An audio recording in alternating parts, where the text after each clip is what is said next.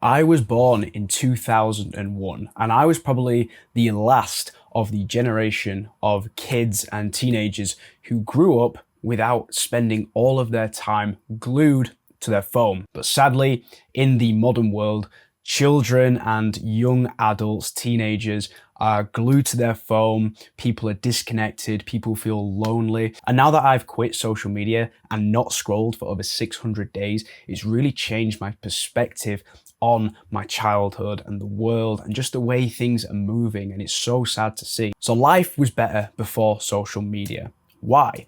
Well, people are more disconnected than ever.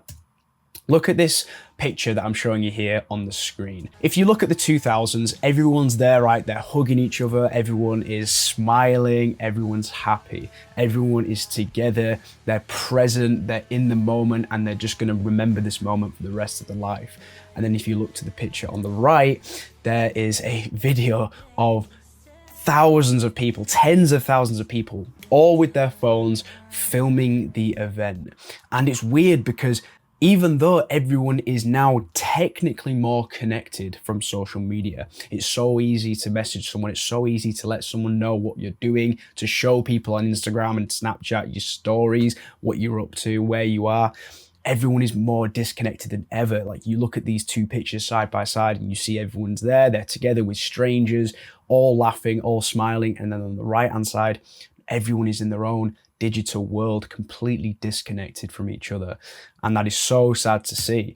And then another reason why life was better before social media, everyone's AFK now. And that means away from keyboard.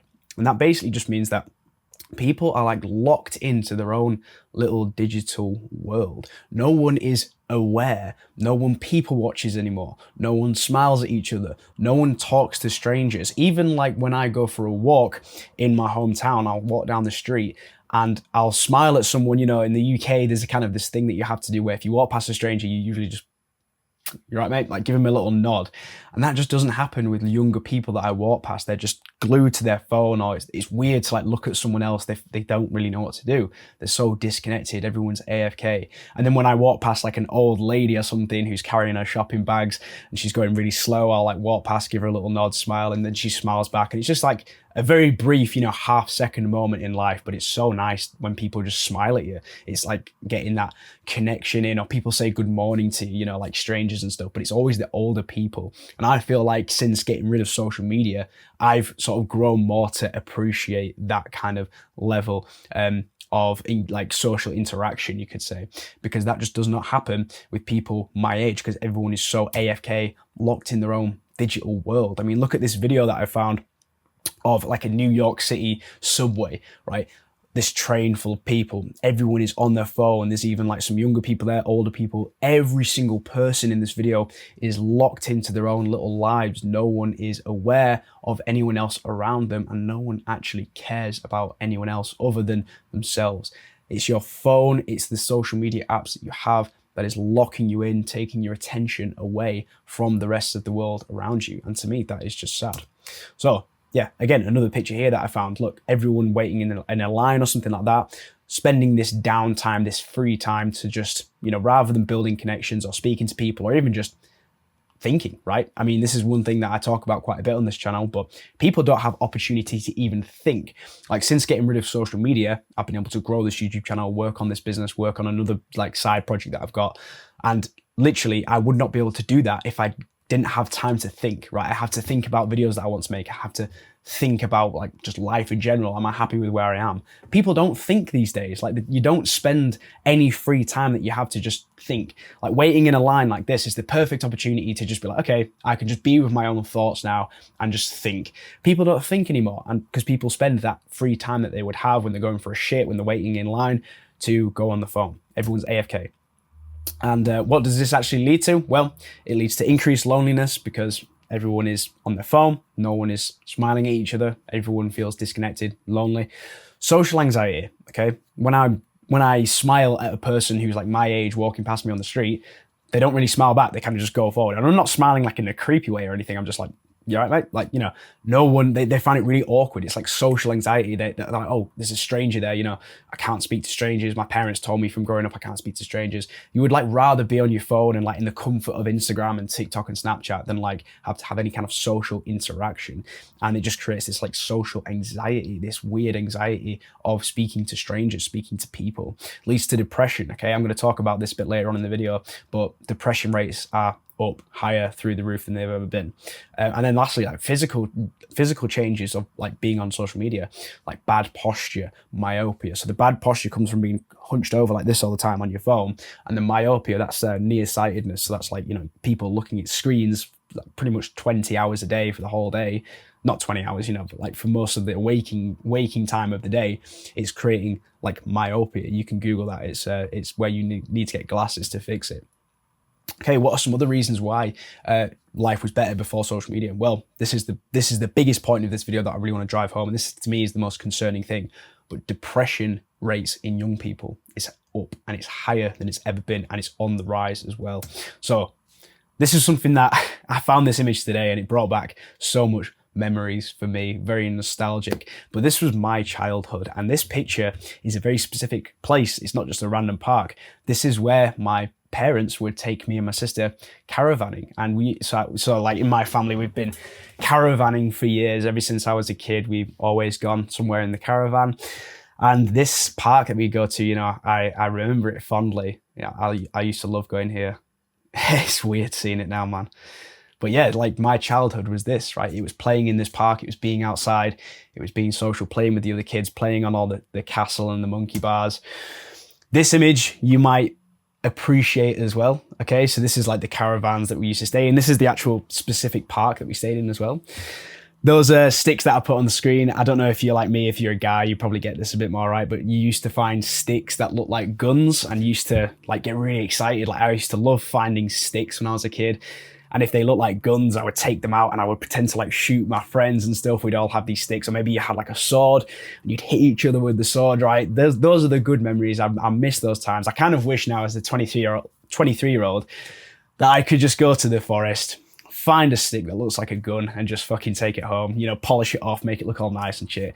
You know, I miss those days, man. But childhood now, you know, this is a picture from some school somewhere. I just found this on Google, and it was from like a blog of like, you know, depression being up and stuff like that. But look at this shit, man. When I was their age, didn't have a phone, and it's you know, Fortnite, fucking Roblox, brain rot content, right? Fucking up mental health, fucking up kids' mental health, depression.